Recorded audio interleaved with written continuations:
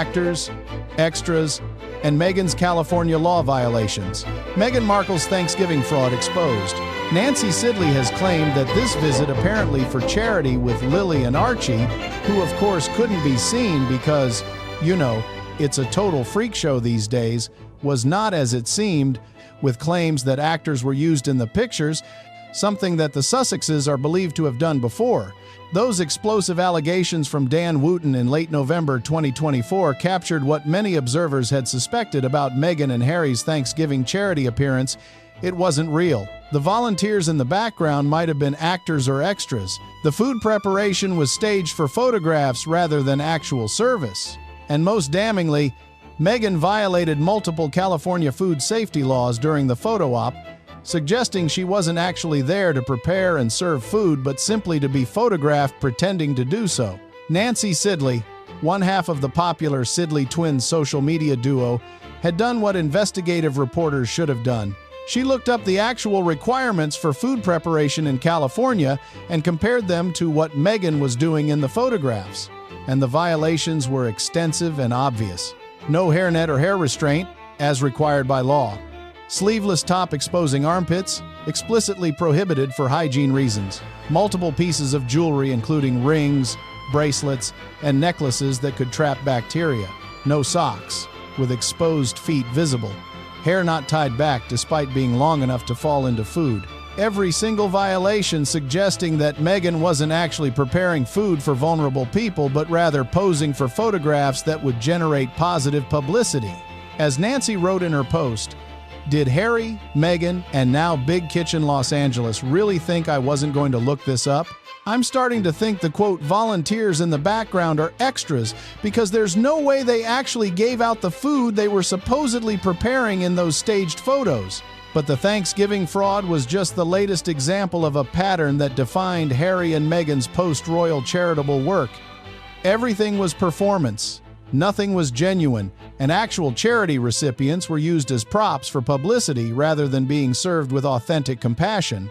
And the timing of the scandal was particularly painful for Harry because the same week his Thanksgiving fraud was being exposed, his ex-girlfriend, Chelsea Davy, went public with photographs of her happy marriage and 2 beautiful children, living the life in Mauritius that Harry could have had if he hadn't let her go. Join us as we uncover the truth behind the Thanksgiving fraud, the California law violations Meghan committed while pretending to serve food, and what Chelsea Davy's happiness reveals about the massive mistake Harry made when he chose Meghan over the woman who truly loved him. It all began when Harry and Meghan released photographs from their Thanksgiving appearance at Big Kitchen Los Angeles, a charity organization that serves meals to people in need. The photos showed Harry and Meghan wearing Archewell aprons, their foundation's branding prominently displayed, standing at what appeared to be food preparation stations. Meghan wore a sleeveless top and had her long hair down, flowing freely around her shoulders. Multiple pieces of jewelry were visible on her hands and wrists. Harry stood beside her looking characteristically miserable, as he did in most public appearances by late 2024, and partially visible in some shots, with their backs turned and faces obscured as always, were 2 small figures identified by People magazine and other friendly outlets as Archie and Lilibet. The coverage from mainstream media was uniformly positive. People magazine called it a lovely surprise outing. Other outlets praised the Sussexes for spending Thanksgiving serving those less fortunate. The narrative was clear. Harry and Meghan were using their platform for good, bringing their children to teach them about service and compassion. But Nancy Sidley wasn't buying it. As someone who followed the Sussexes closely and had caught them in previous deceptions, she knew to look deeper. And what she found when she researched California food safety laws was damning.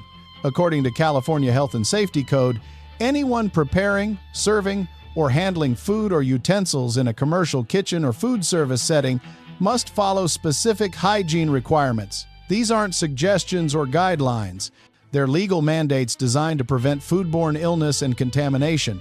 As Nancy documented in her post, the requirements include, first, hair restraints. Anyone with hair long enough to touch their shoulders must wear a hairnet, cap, or other constraint that completely covers the hair and prevents it from falling into food. This isn't about appearance or modesty. It's about preventing hair and the bacteria it carries from contaminating food served to vulnerable populations. Second, clothing requirements. Sleeveless tops are explicitly prohibited. Armpits must be covered with clean outer clothing. Again, this isn't about modesty. It's about hygiene and preventing contamination from sweat and bacteria that concentrate in armpit areas. Third, jewelry restrictions. Rings, watches, bracelets, loose necklaces, dangling earrings, and facial jewelry are all prohibited because they trap bacteria and can fall into food. Only plain wedding bands are typically allowed, and even those must be covered with gloves during food preparation. Fourth, footwear requirements. Closed-toe shoes with socks must be worn in food preparation areas. Exposed feet, sandals, or bare ankles are prohibited because of contamination risks from floor contact and foot bacteria. Nancy's post laid out these requirements clearly, then compared them to what Meghan was doing in the photographs. And the conclusion was inescapable. Meghan violated every single requirement. No hairnet, hair completely uncovered and flowing freely. Sleeveless top, armpits fully exposed, multiple pieces of jewelry, rings, bracelets, clearly visible. No socks, feet and ankles exposed in what appeared to be sandals or slip-on shoes. The violations were so obvious, so extensive, that they could only mean one thing. Meghan wasn't actually there to prepare food. She was there for a photo op, and the charity organization had allowed her to violate health and safety laws because of who she was. The turning point that confirmed Nancy Sidley's suspicions came from analyzing the positioning and behavior of people in the photographs. Royal commentator Tash, appearing on Dan Wootton's show, explained what she observed.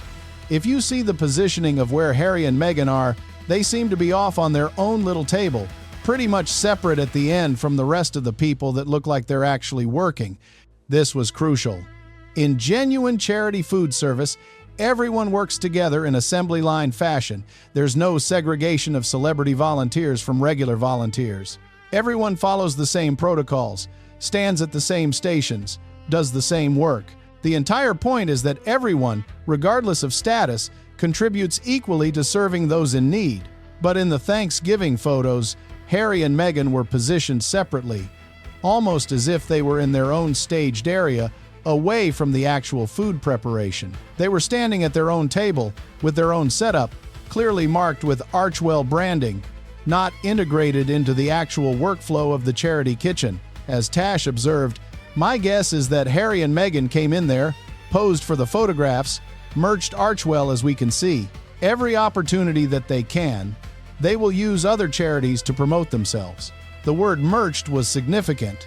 It suggested Harry and Meghan weren't there to serve but to merchandise their Archewell brand using someone else's charity as a backdrop. The Archewell aprons weren't provided by Big Kitchen. They were brought by Harry and Meghan specifically to ensure their foundation's logo appeared prominently in all photographs. And the question of why the charity organization allowed this, why they permitted Meghan to violate multiple health and safety laws, why they let Harry and Meghan position themselves separately with their own branded setup, had an obvious answer.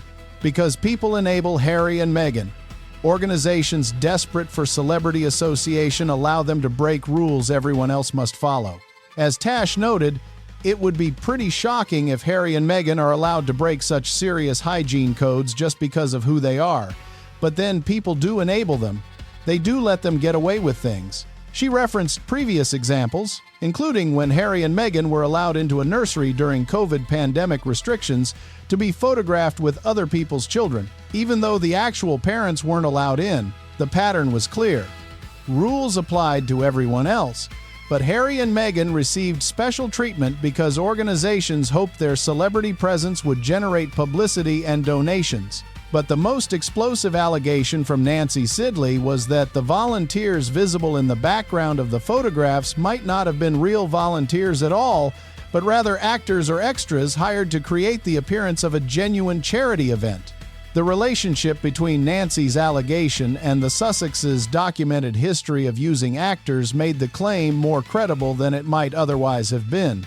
As Dan Wootton noted during his broadcast, these guys have used actors and extras and professionals in their shoots before. The reference was to the Afghan refugees incident, which Wootton brought up explicitly. In that case, People presented as Afghan refugees who had fled Taliban-controlled Afghanistan and whom Meghan was supposedly helping through her charitable work turned out to have different backgrounds than initially suggested. The details were murky, the explanations contradictory, but the overall impression was that the narrative presented to the public didn't match reality. Tash elaborated on why this pattern made Nancy's allegations about the Thanksgiving event credible.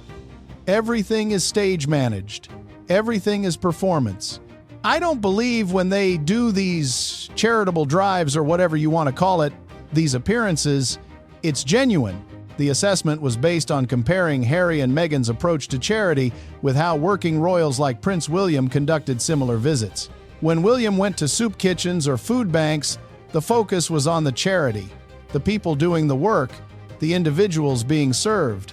William's presence generated publicity for the organization and brought attention to the issue they were addressing. But when Harry and Meghan did charity appearances, the focus was always on them. Their branding was prominent. The photographs emphasized their supposed compassion and service. The coverage focused on their actions rather than the charity's work. And as Tash observed, they seemed to use other charities primarily to promote themselves rather than to genuinely serve or raise awareness. As Tash concluded, Harry and Meghan have clearly gone there to merchandise Archewell using someone else's charitable work to use that charity's name and reputation to make themselves look good. But the Thanksgiving fraud occurred at a particularly painful moment for Harry because the same week he was being exposed for staging fake charity work, his ex-girlfriend Chelsea Davy went public with her happy life. The contrast between what Harry lost when he let Chelsea go and what he gained when he chose Meghan couldn't have been more devastating. Chelsea Davy had been Harry's girlfriend for 7 years, from 2004 to 2011, with an on and off pattern that finally ended when Chelsea decided she couldn't handle the intense media scrutiny and loss of privacy that came with being Harry's partner. She was, by most accounts, Harry's first true love, the woman he wanted to marry, the person who might have been Princess Chelsea if the circumstances had been different.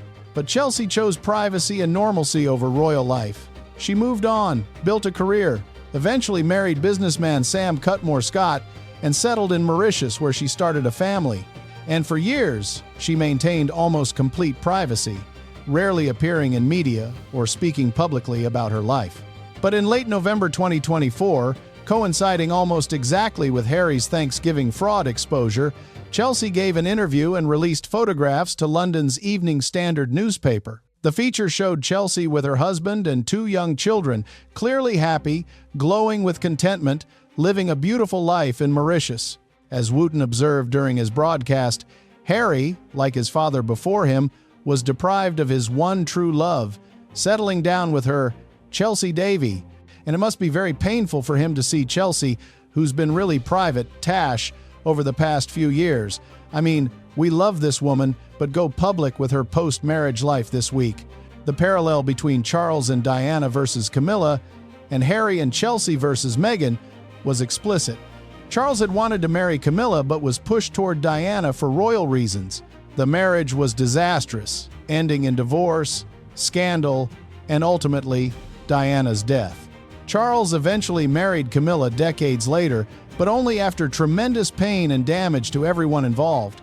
Harry had wanted to marry Chelsea, but she chose privacy over royal life. So Harry ended up with Meghan, someone willing to embrace the publicity and royal connection Chelsea had rejected. But the marriage was proving equally disastrous, with constant scandals, commercial failures, family estrangement, and Harry's visible misery in every public appearance.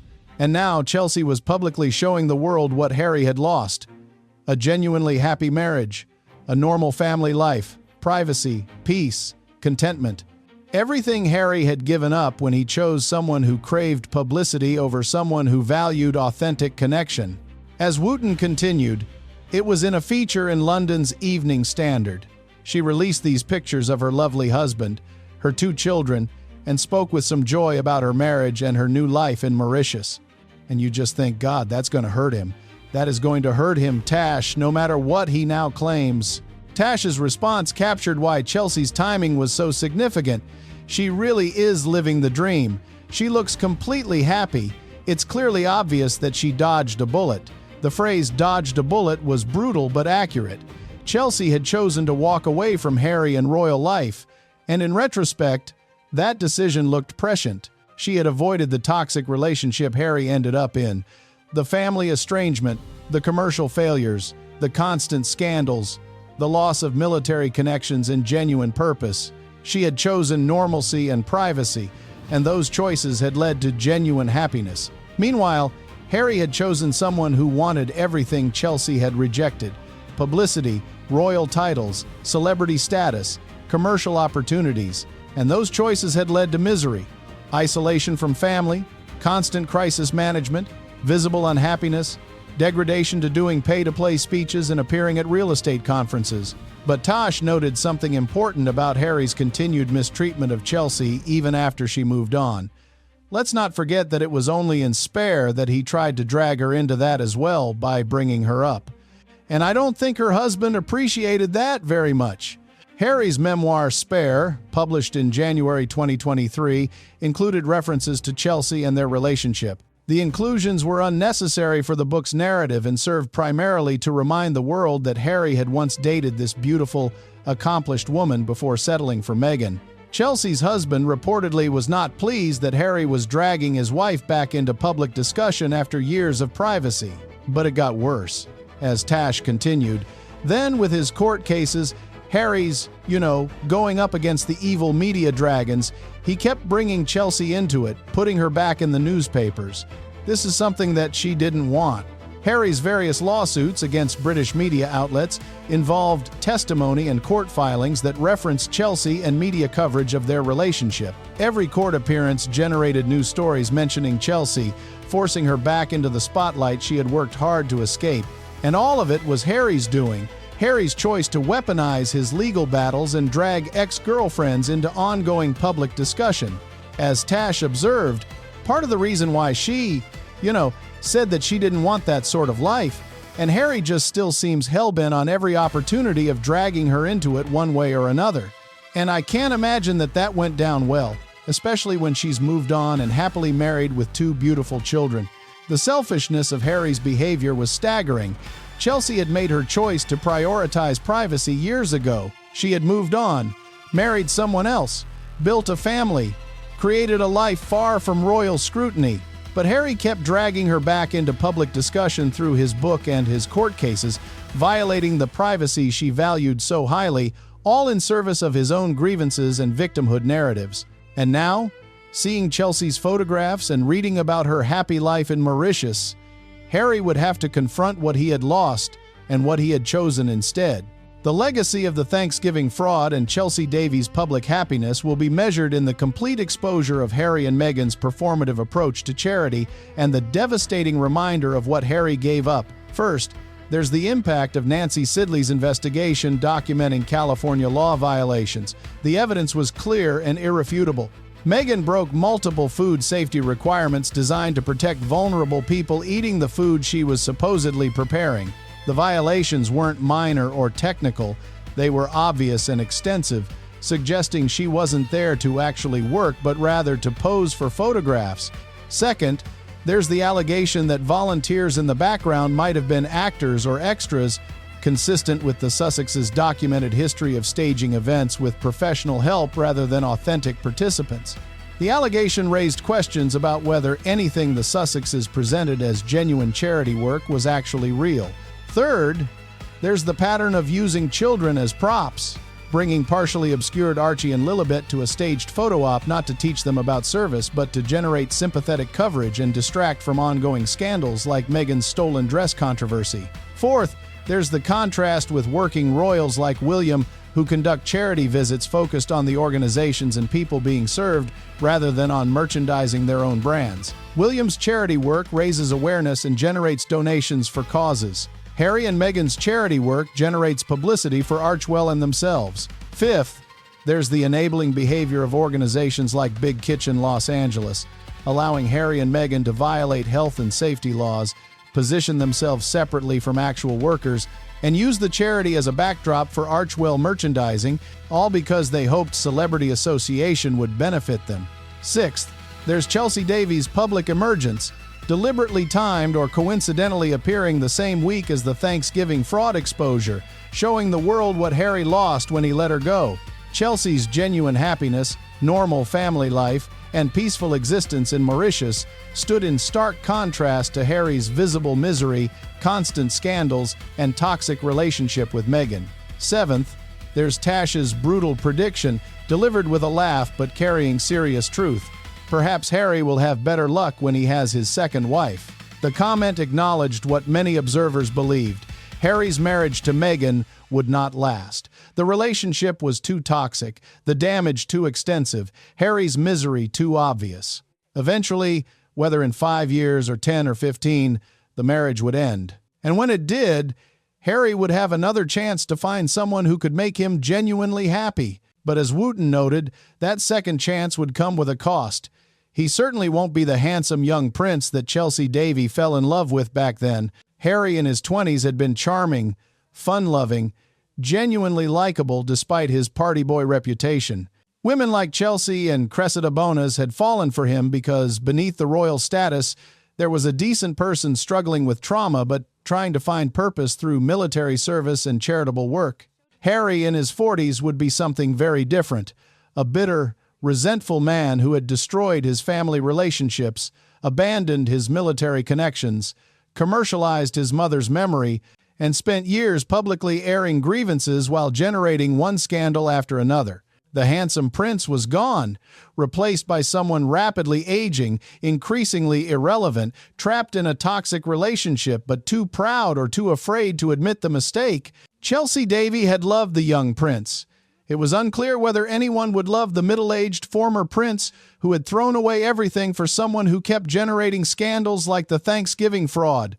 Even in Harry and Meghan's ongoing attempts to appear charitable through staged photo ops, even in their violations of basic health and safety laws for publicity, even in their use of children as props and other charities as backdrops for self-promotion, the voices that emerge are always performative, always inauthentic, always the sound of people who have confused publicity with purpose. The story of the Thanksgiving fraud is ultimately about the difference between genuine service and performed charity, between authentic relationships and toxic ones, between the lives people could have built and the mistakes they actually made. Real charity work, like William demonstrates, focuses on the cause and the people being served.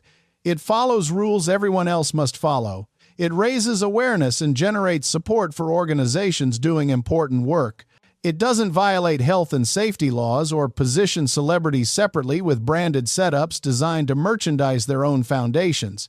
Real relationships, like Chelsea found with her husband, provide genuine happiness, peace, and fulfillment. They don't require constant public validation or generate ongoing scandals.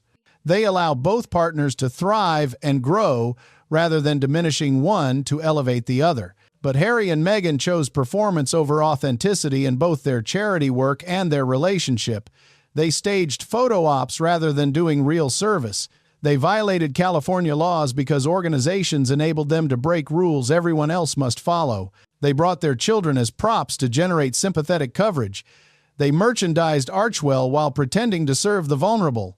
And the result was exposure, Nancy Sidley documenting the law violations, observers noting the stage positioning and separate setup, allegations of actors and extras replacing real volunteers, the pattern of performance rather than genuine service becoming undeniable. Meanwhile, Chelsea Davy's photographs showed what Harry had given up: genuine happiness with someone who loved him before the scandals and bitterness, before the commercial exploitation and family destruction, before he became someone living a performance rather than an authentic life. What do you think? Did Meghan actually prepare food at the Thanksgiving event, or was it purely a staged photo op?